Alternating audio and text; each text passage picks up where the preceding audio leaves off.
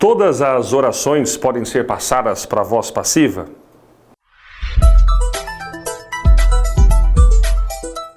Bom, mais uma aula aqui no Explica mais uma aula de gramática. Hoje vamos falar de vozes verbais. Antes de começar, vou dar um espacinho para você dar um print na tela. Foi? Tudo bem? Depois talvez você use essa imagem pelo número de informações que a gente tem aqui. Vamos começar pela voz ativa. A voz ativa é quando o sujeito faz a ação, tudo aquilo que a gente viu nas aulas anteriores, elementos ligados ao nome, elementos ligados ao verbo, tipos de sujeito, predicado, tudo aquilo é a voz ativa. A voz passiva, ela tem uma estrutura diferente. Na voz ativa, o sujeito faz. Na voz passiva, o sujeito recebe a ação. Temos duas estruturas de voz passiva. Olha aqui. A primeira é a voz passiva analítica. A gente tem sujeito paciente, verbo auxiliar, verbo principal e agente da passiva. Perceba então que na voz passiva analítica, pelo menos dois verbos você vai encontrar. Menos do que isso, ou seja, com um verbo só, não. Coloquei a mesma oração aqui de cima, já passada para a voz passiva. Daqui a pouquinho a gente vê como é o processo dessa transformação. Aqui a gente tem, na voz passiva analítica, o cão foi visto pelo garoto, inclusive na estrutura aqui, sujeito paciente, verbo auxiliar, verbo principal e agente da passiva. A agente é quem faz da passiva na voz passiva. O sujeito recebe, o agente é quem faz. Então, na voz passiva analítica, essa é a estrutura. Voz passiva sintética. Essa vai dar um pouquinho de trabalho para você. Você que agora tem todo o material de aula em PDF nas nossas aulas do site, você vai ver junto ao vídeo, abaixo aqui do vídeo, você tem um arquivo, você vai abrir para estudar melhor na sua casa, uma inovação da equipe do Explicar Mais para você. Você vai encontrar vários exercícios com a partícula C, na voz passiva sintética, porque ela dá trabalho. Por conta dessa partícula aqui. A palavra ser, assim como a palavra que, no caso as duas palavras, vão ter uma aulinha lá na frente, específica das funções do que e do se. Na gramática são bem complicadas. Aqui a gente tem a voz passiva sintética. Na voz passiva sintética, a voz passiva, a gente tem o verbo mais a partícula apassivadora. Se é voz passiva, é uma partícula passivadora. E o sujeito paciente, primeira atenção que você tem que ter, aqui o sujeito normalmente vem no fim da oração. Compra-se casa nova. O verbo, a partícula se e o sujeito paciente. Aí você pergunta, Roberto, não tem um macete para eu descobrir se é voz passiva? Tem. E se é voz passiva sintética, principalmente. Coloquei uma observação para você aqui. Ó, presta atenção. A mesma oração de cima, você viu, né? Compra-se casa nova. Essa oração, para eu ter certeza que está na voz passiva sintética, eu sempre consigo trocar na voz passiva analítica. Então, toda voz passiva sintética pode ser transformada em voz passiva analítica. Aqui, então, compra-se casa nova é comprada. A diferença é que a voz passiva analítica aqui não apresenta o agente da... Tô na frente. O agente da passiva, tá? Então, a voz passiva analítica aqui não vai ter o agente da passiva. É só isso, mas a troca você pode fazer. Então, pintou uma oração com a palavra se, com a partícula se, tô em dúvida se é a voz passiva sintética. Faz a troca. Deu para trocar? Se deu para trocar, é a voz passiva em cima, sintética, e embaixo também, analítica. Outra coisa que você consegue descobrir com essa troca é a seguinte. Se por um acaso aqui eu tivesse casas novas, coloquei em vermelho aqui, tá vendo? Casas novas. Como que eu sei que esse verbo vai mudar? Como eu sei que esse verbo vai para o plural? Pensa o seguinte, se você transformou, aqui embaixo, casas novas são compradas. Por que eu coloquei toda a oração no plural, no caso, os dois verbos? Porque o casas novas é o sujeito paciente, é ele quem manda na flexão do verbo. Aqui em cima é a mesma coisa. Se você conseguiu trocar, é porque em cima é voz passiva sintética, não é? Ó o sujeito paciente. Está aqui. Então, se você colocar casas novas, fica compram-se casas novas. Então, para flexionar esse verbo, você tem que trocar. Não deu para trocar? Você não vai flexionar. Quer ver? Bom, dá uma olhadinha na oração que eu já deixei pronta aqui para você, ó. Vive-se bem aqui. Não dá para trocar. Você vai falar, aqui se vive bem. Não, você só inverteu a ordem das palavras. Mas não tem como você colocar bem é vivido aqui. Não dá. Não dá. Se não deu para trocar, quer dizer que aqui em cima não é voz passiva sintética. Porque não deu para trocar para analítica, concorda? Se não é voz passiva sintética, olha aqui. Vive-se bem aqui. Alguém faz a ação, mas eu não sei quem é. Como que eu sei que é voz ativa? Porque faz ação. Esse se é o que então? Olha, abreviei para você. Índice de indeterminação do sujeito. Lembra disso ou não? Índice de indeterminação do sujeito. Se você der uma olhadinha lá na aula de sujeito, em sujeito indeterminado, eu coloquei para vocês, lá na aula de sujeito, duas possibilidades de sujeito indeterminado. Terceira pessoa do plural ou terceira pessoa do singular, mais o índice de indeterminação do sujeito, que é esse aqui. Então, nesse caso, como o vive-se bem aqui é voz ativa, esse se é um índice de indeterminação do sujeito, o sujeito aqui é indeterminado, portanto, o verbo sempre no singular.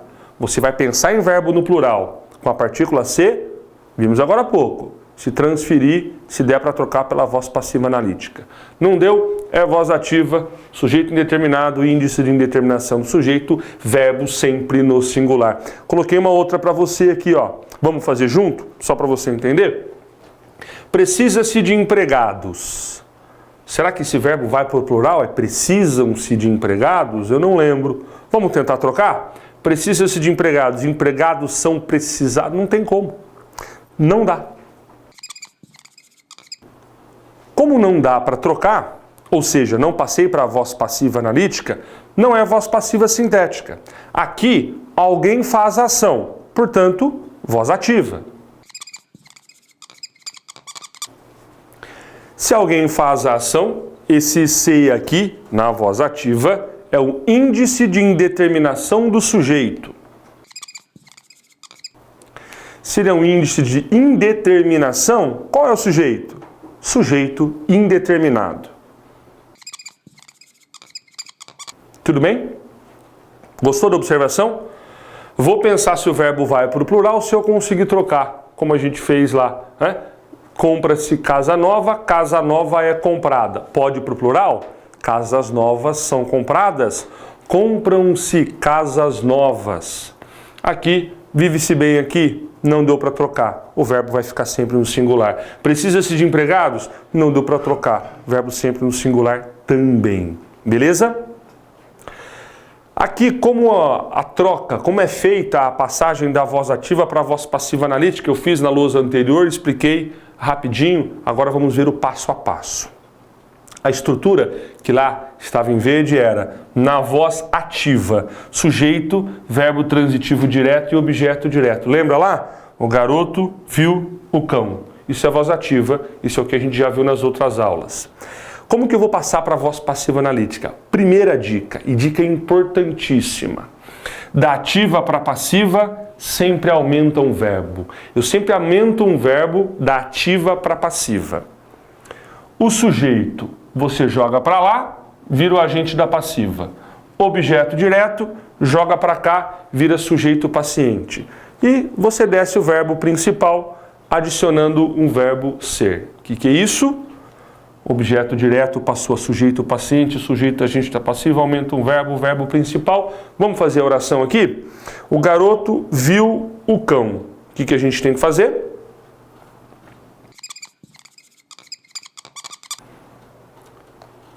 Pega o garoto, joga para lá, pega o cachorro com calma, claro, com cuidado, joga para cá e aumenta um verbo. Como é que vai ficar?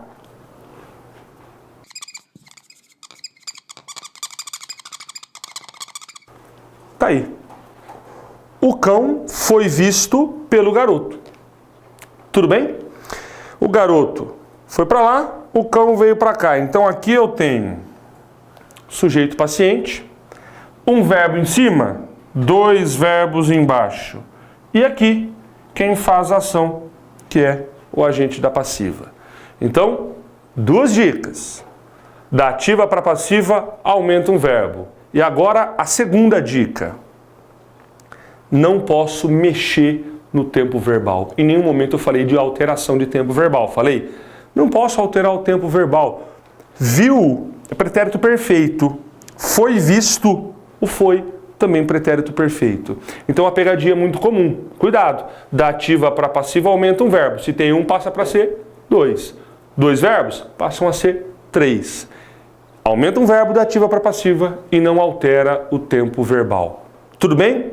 Antes de irmos para a voz reflexiva, vamos responder à pergunta geradora que eu falei no começo do vídeo, lembra? Toda oração pode ser passada para a voz passiva? Coloquei um exemplo para você aqui, ó. Ele precisa de ajuda.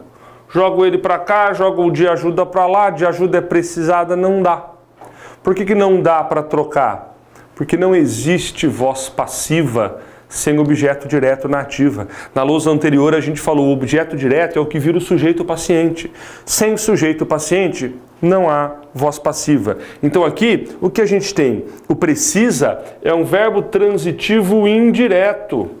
Aqui, olha a preposição. Temos um objeto indireto. Eu só posso ter voz passiva se na ativa eu tiver um objeto direto. Um VTD ou um VTDI. Por exemplo, o garoto viu o cão é o objeto direto. O cão foi visto pelo garoto, fizemos agora há pouco. Então, aqui eu não consigo trocar. Ele vive em Pederneiras. Não consigo trocar, porque o verbo viver é verbo intransitivo. Ela está cansada. Também não consigo passar para a voz passiva, porque não há objeto direto na ativa. Então, toda oração pode ser passada para a voz passiva? Não. Só será voz passiva com objeto direto na ativa. Vou colocar aqui para você, ó.